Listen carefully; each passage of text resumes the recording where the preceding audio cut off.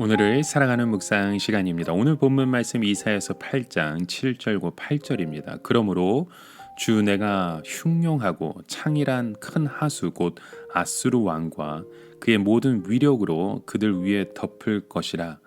그 모든 골에 차고 모든 언덕에 넘쳐 흘러 유다에 들어와서 창일하고 목에까지 미치리라. 임마누엘이여 그의 펴는 날개가 내 땅에 편만하리라 하셨느니라. 자, 오늘 본문 말씀 속에 보시면 우리가 이 말씀을 가지고 몇 가지를 함께 해석하게 되죠. 우선 아수르가 엄청난 노도처럼 밀려와서 유다 땅을 가득 채우지만 결국 그것은 임마누엘이 하시는 일이라는 말씀이죠. 아수르의 물결은 임마누엘의 날개 끝이라고 보고 있는 것입니다.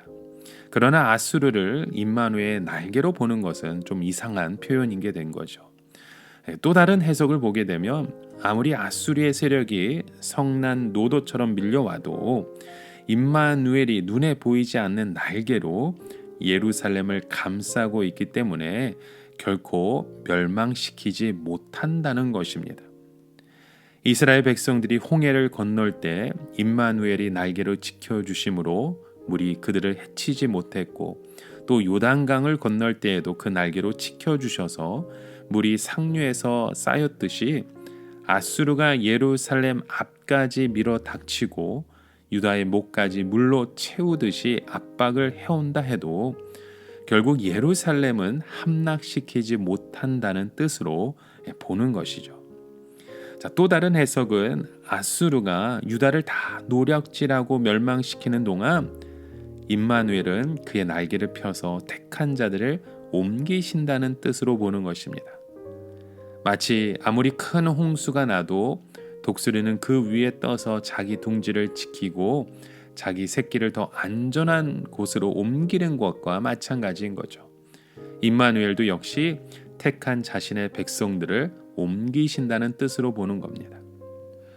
자, 여기서 우리가 한번 생각해 볼 것이 있어요. 무엇이냐면 우선 우리가 이거 어떤 어려운 문제를 부딪히게 되었을 때 무조건 기다리기만 하면 되는 것인가 하는 그런 문제인 거죠.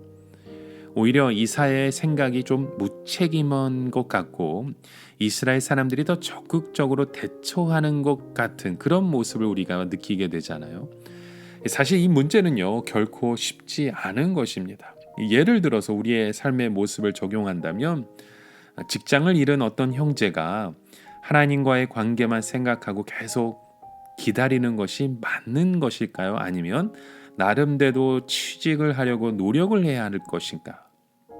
또 결혼 적정기에 있는 자매가 결혼을 위해 이것저것 시도를 해보아야 하는 것일까요? 아니면 가만히 계속해서 기다리고 있어야 하는 것인가?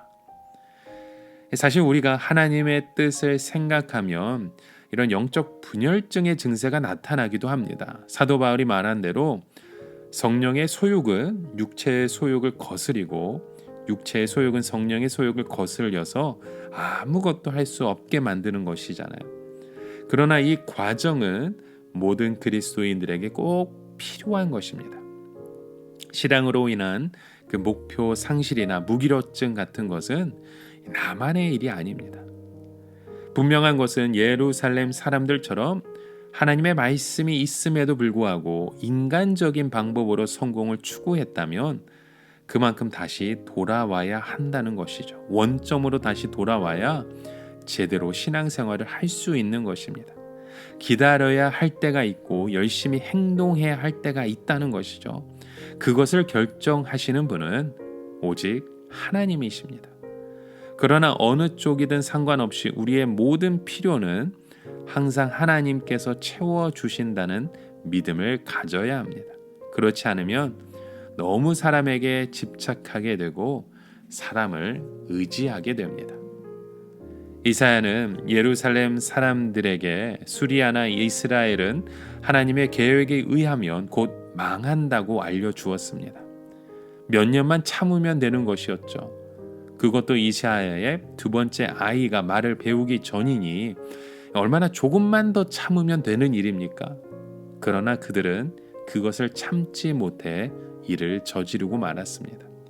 마치 홍수가 일어나서 강이 범람해서 그 들판들을 다 물로 채워가는 것처럼 이 세상을 우리의 마음속에 채워가면 결국 통제되지 않습니다. 넘치게 됩니다. 이것은 세상의 무서움입니다. 정욕은 처음에는 작게 시작되는 것처럼 보이죠. 그러나 일단 그것을 한번 용납하고 나면 우리의 모든 것을 다 날려버립니다. 남는 것이 아무것도 없게 되는 것이죠. 모든 것이 이 신앙의 유산조차도 다 물에 잠기게 되고 마는 것입니다. 유다는요, 아수르라는 카드를 사용하지 말아야 했었습니다. 지금 우리 눈에는 좋아 보이는 카드처럼 느껴질 수 있을지라도 여러분, 이것은요, 우리의 욕심입니다. 우리의 욕심은 절대로 통제되지 않습니다. 오직 성령의 역사로서 우리의 욕망이나 기질을 통제할 수 있는 것입니다. 이 성령의 역사가 일어나지 않으면 여러분, 우리가 하나님의 말씀대로 살아갈 수 없습니다. 오직 하나님의 말씀 안에 사는 것이 가장 안전한 길입니다. 공연히 욕심을 내면 원래 가지고 있었던 우리의 행복조차도 다 잃어버리게 됩니다. 이 세상의 욕심은 우리의 분수 이상으로 살아가고자 하는 욕심 때문에 모든 것을 잃게 되는 것이죠. 여러분, 우리가 하나님 품 안에 들어가기 위해서는 임마누엘의 날개 안에 들어가야 됩니다. 그 날개를 펼 때에 이 세상의 모든 것들은 우리에 접근하지 못합니다. 그 날개에 임할 때 홍해도 갈라지게 되고 마른 땅에서 산수가 솟아나는 그 역사가 일어나게 되는 것입니다.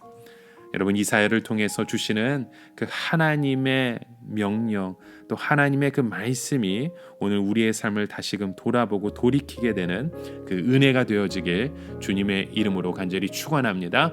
함께 기도합니다. 하나님, 오늘도 그런 믿음의 삶의 모습을 가지고 주님 앞에 나아가기 원합니다. 주의 뜻 안에서 주님의 그 마음을 함께 바라볼 수 있는 믿음의 고백들로 우리를 인도하여 주시고 역사하여 주시옵소서. 우리의 삶의 그 모든 고백이 주 예수 그리스도의 이름으로 세워지길 원합니다. 그 능력의 자녀로 우리를 인도하여 주시고 역사하여 주시옵소서. 예수 그리스도의 이름으로 기도드립니다. 아멘.